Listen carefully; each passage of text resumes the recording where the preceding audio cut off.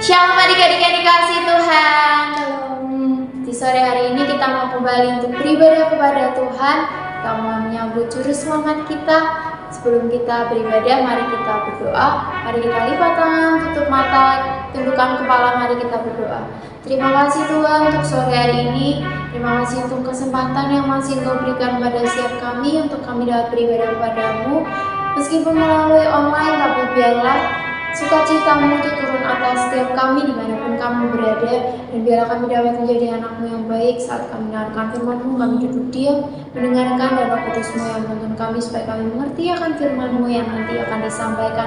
Terima kasih Tuhan, berikanlah sukacita yang daripada surga-Mu, berkati ibadah kami dari awal, pertengahan hingga akhir. Dalam nama Tuhan Yesus, adik-adik yang mau bersukacita katakan amin. Yuk adik-adik kita bangkit berdiri, kita mau bersukacita, kita pujikan lonceng berbunyi Kristus telah lahir.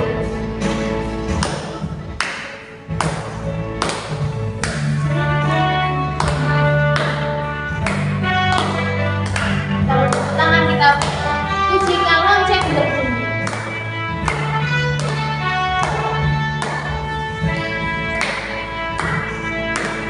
Lonceng berbunyi, Kristus telah lahir.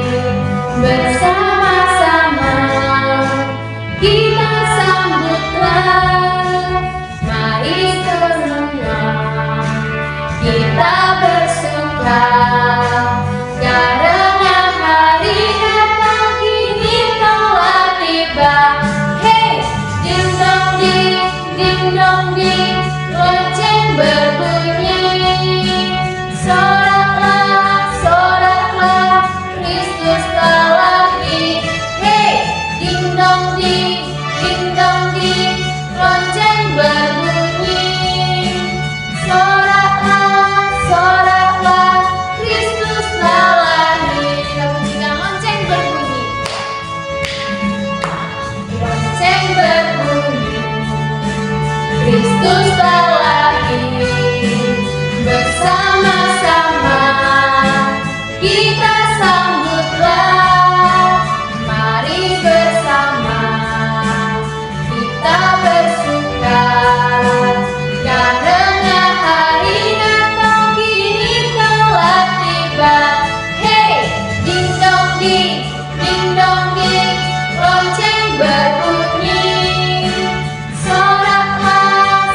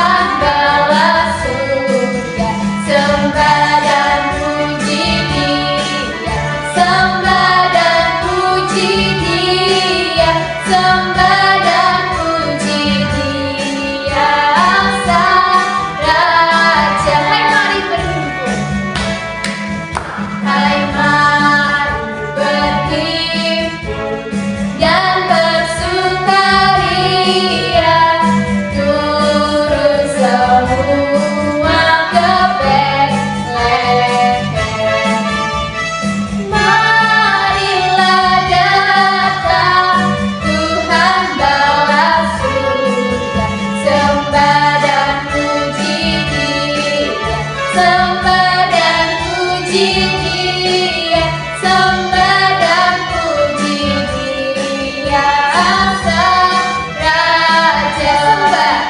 Sembah dan puji Dia, sembah dan puji Dia, sembah dan puji Dia, Sang Raja.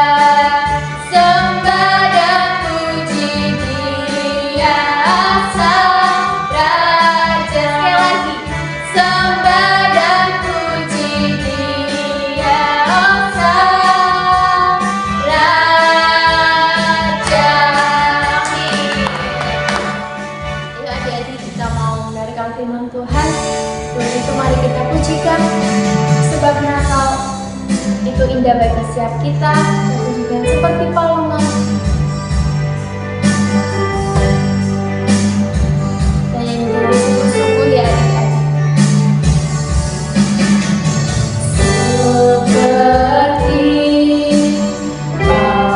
palungan, layakkanlah hatiku menyambutmu Tuhan.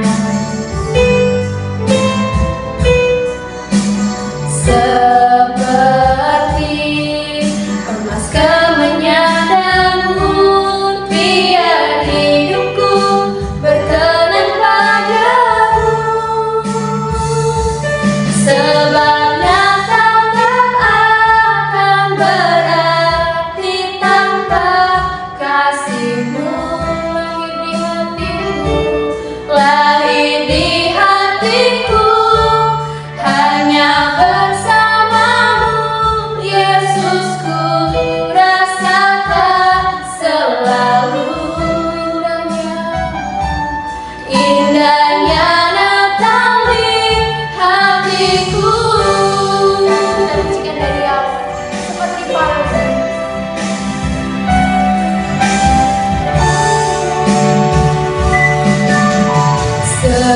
Seperti palungan,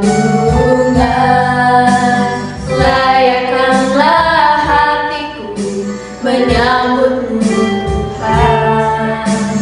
Seperti emas kemenyadanmu, biar hidupku berkenan padamu.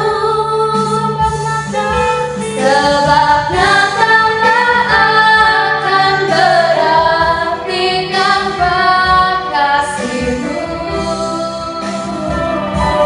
Lahir di hatiku, hanya bersamamu, Yesusku, rasakan selalu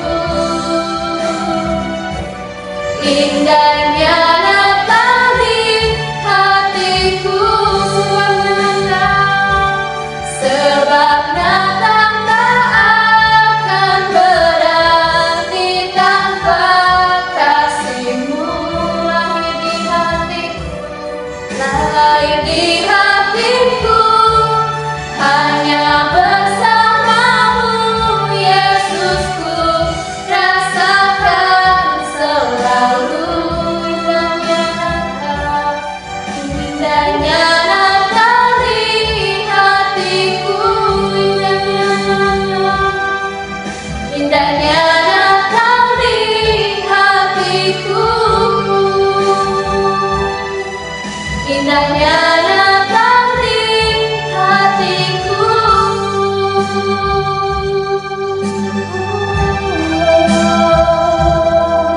Terima kasih sungguh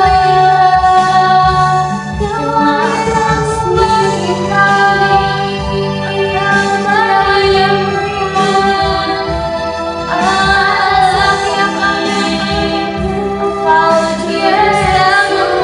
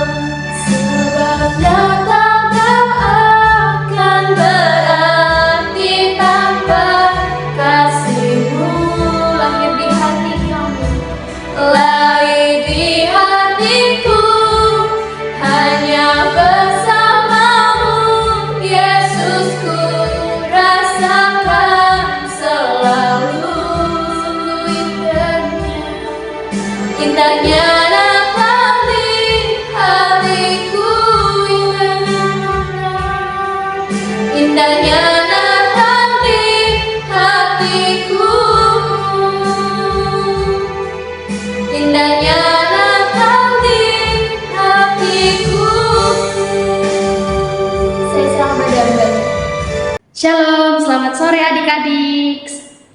Oke, pada sore hari ini kita akan belajar tentang kelahiran Sang Juru Selamat. Tapi sebelum itu, marilah kita berdoa. Lipat tangan dan tutup matanya ya semuanya adik-adik. Terima kasih Bapa, terima kasih Yesus. Sementara kami akan mendengarkan sebagian firman-Mu, bila firman-Mu ini bisa menjadi pelajaran dan bisa kami terapkan di dalam setiap kehidupan kami Bapa. Menyerahkan buat firman-Mu ini ke dalam kasih kuasa Tuhan, di dalam nama Tuhan Yesus kami sudah berdoa dan mengucap syukur. Haleluya, amin. Oke adik-adik, hari ini kita akan belajar tentang kelahiran Sang Juru Selamat. Pasti kita semua tahu ya tentang Sang Juru Selamat. Juru Selamat itu siapa sih? Nah, dalam bulan-bulan minggu ke depan kita akan merayakan hari Natal. Nah, pada hari ini tema yang kakak ambil yaitu kelahiran Sang Juru Selamat. Nah, sebelum itu kita akan mendengarkan kisah bagaimana sih cerita perjalanan kelahiran Sang Juru Selamat itu. Nah, pada suatu hari di sebuah kota hiduplah seorang perempuan yang masih perawan, yaitu Maria.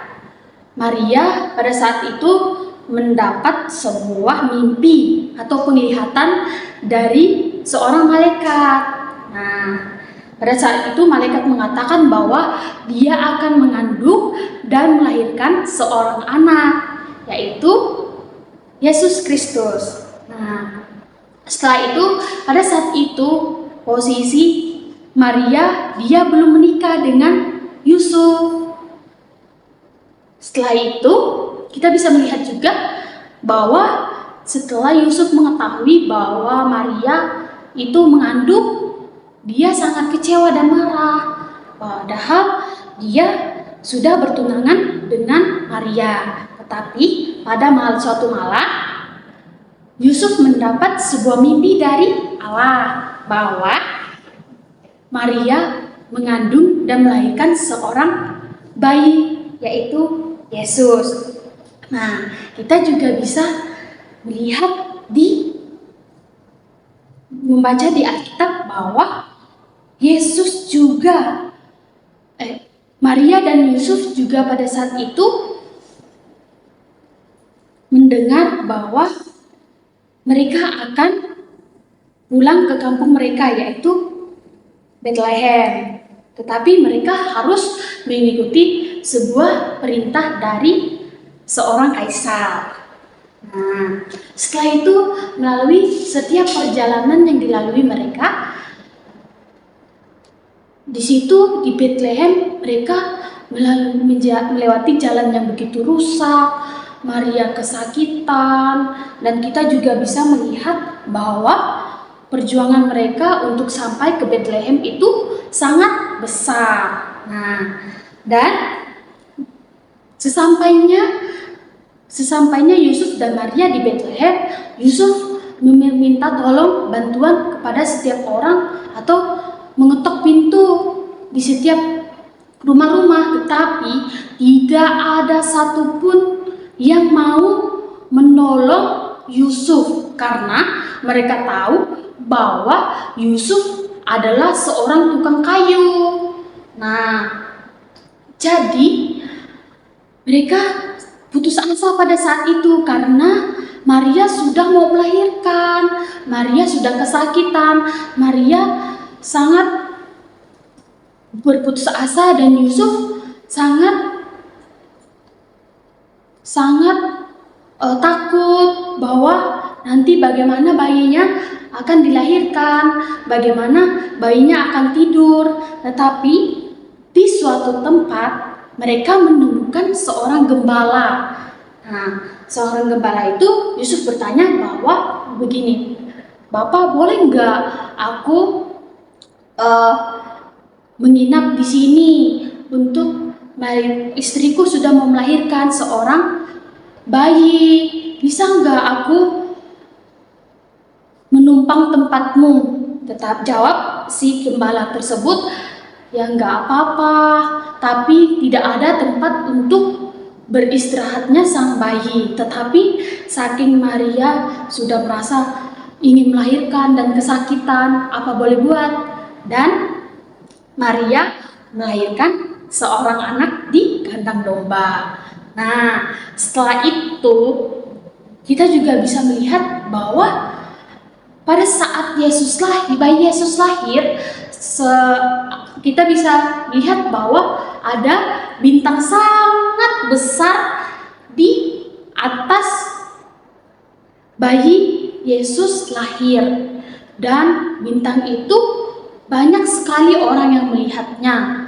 Nah, setelah itu mereka penuh dengan sukacita bahwa bayi Sang Juru Selamat telah lahir. Nah, pada saat itu juga kita bisa melihat selain para gembala yang datang dan malaikat-malaikat yang memuji nama Tuhan datang untuk memuji nama Tuhan, tetapi kita juga bisa melihat di Alkitab, di Lukas, bahwa ada 3 orang Majus yang datang dari jauh-jauh datang ke tempat Bethlehem untuk melihat seorang bayi juru selamat. Dan apa saja sih yang mereka berikan kepada bayi Yesus? Yang pertama yaitu emas, yang kedua kemenyan, yang ketiga adalah mur. Nah, kita tahu juga semua yang diberikan oleh orang-orang Majus ini adalah berarti dan bermakna untuk seorang bayi Yesus. Nah,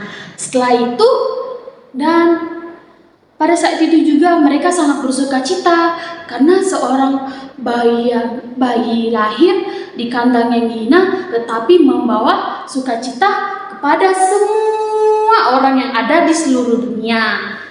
Dan kita juga bisa melihat dari Yesus lahir, situ ada juga mujizat bahwa Yusuf mendapat sebuah mimpi dari malaikat atau dari Allah bahwa mereka harus pergi dari tempat itu karena pada saat itu Herodes sangat tidak mau ada orang yang menggantikan dia sebagai raja dan menggantikan dia untuk berkuasa pada zaman itu. Nah, dia membunuh semua bayi yang berumur 1 bulan dan baru 8 hari. Pokok intinya semua anak laki-laki yang bayi, yang kecil, dia tidak memandang dari ras apa, suku apa, dan dia membunuh semua bayi yang ada pada saat itu. Nah, setelah itu Yusuf membawa pergi bayi Yesus dan Maria ke tempat yang aman supaya bayi Yesus bisa bertumbuh dan bayi Yesus bisa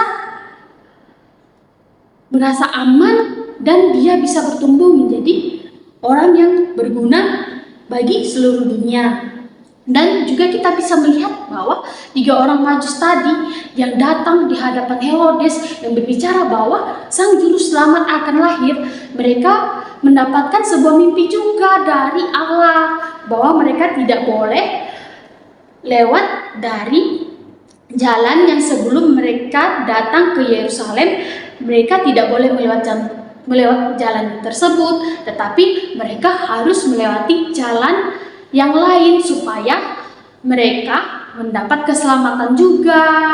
Bahwa Herodes katanya mau menyembah Juru Selamat, tetapi buktinya dia membunuh semua bayi yang ada di seluruh Bethlehem pada saat itu. Nah, apa sih yang kita pelajari dari cerita Sang Juru Selamat ini? Nah, yang kita pelajari yang pertama yaitu dari manapun latar belakang kita terlahir seperti apa, mau di rumah sakit, mau di rumah, mau di hutan, dimanapun kita lahir, Tuhan tidak memandang dimanapun kita lahir, tetapi bagaimana hati kita, jiwa kita tertuju kepada Tuhan. Bagaimana cara kita bersukacita pada saat kita datang di hadirat Tuhan. Bagaimana kita memuji dan sungguh-sungguh datang kepada Tuhan bahwa Yesus lahir, Yesus ada di dunia ini untuk menyelamatkan setiap dosa manusia. Dan yang kedua yang kita pelajari dari cerita Sang Juru Selamat ini yaitu bahwa kita harus membawa sukacita bagi setiap orang, mau teman kita, mama, papa, adik, kakak kita, semuanya kita harus membawa sukacita bahwa Yesus telah lahir ke dunia dan membawa sukacita kepada semua orang yang ada di dunia. Jadi, jangan lupa ya adik-adik, kita harus sungguh-sungguh datang kepada Tuhan dan Tuhan tidak melihat latar belakang kita.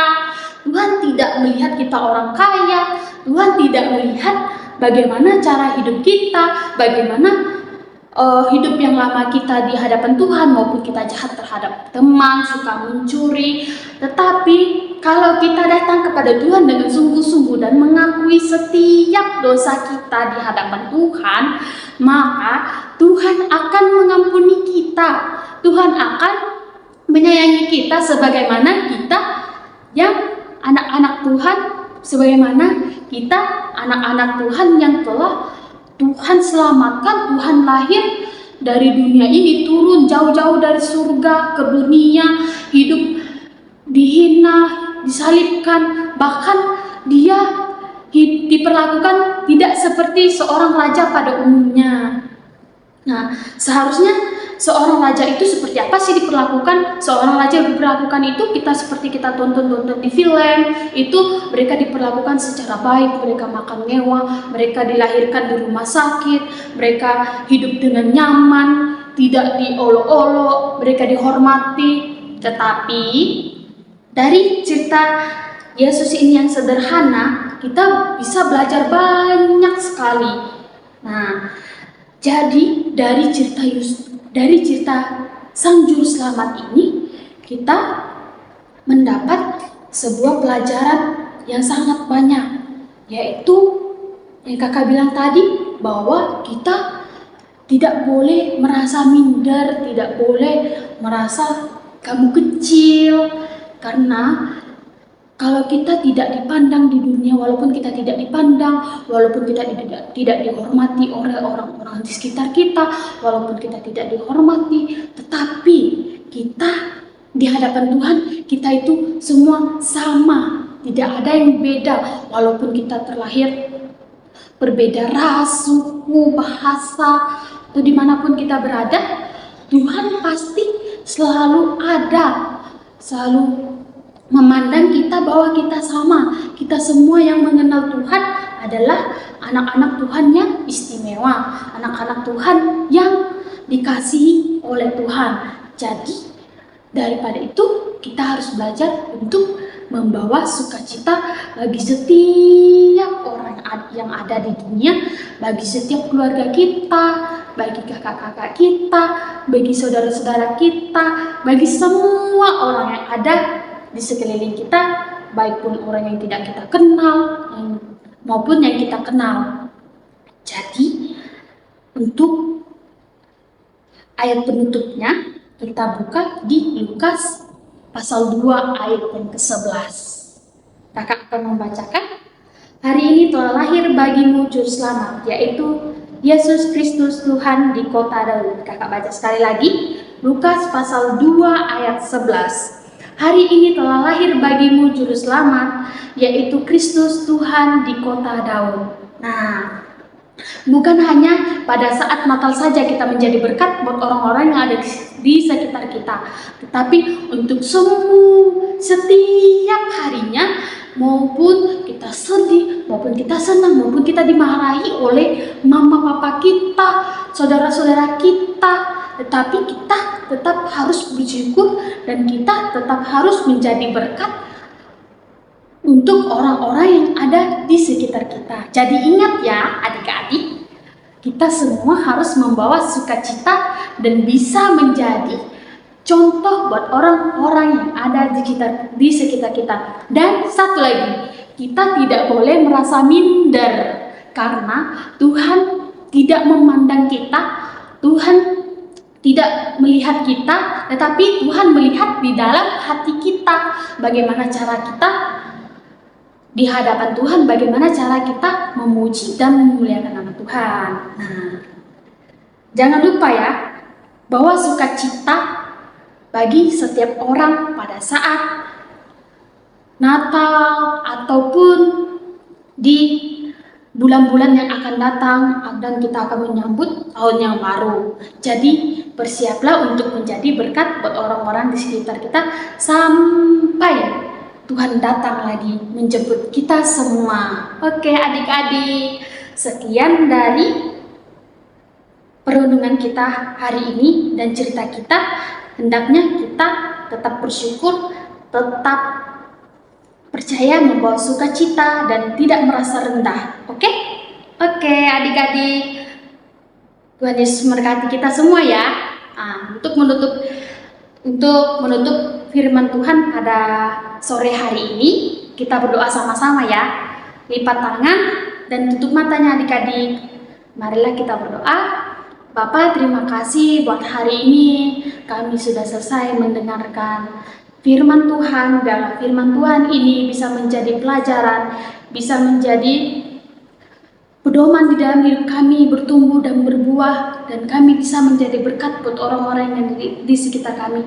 Biarlah kami tidak menganggap rendah, biarlah kami tidak menganggap kami tidak berguna di hadapan semua orang, tetapi kami percaya bahwa kami berharga, kami ternilai di hadapan Engkau, dan Engkau mencintai kami sebagaimanapun kami ada. Terima kasih Tuhan, terima kasih Yesus, kami sudah selesai mendengarkan firman-Mu. Biarlah firman-Mu ini bisa menjadi berkat buat kami dan buat orang-orang yang ada di sekitar kami. Di dalam nama Tuhan Yesus kami sudah berdoa dan mengucap syukur. Haleluya, amin. Dadah, God bless you adik-adik.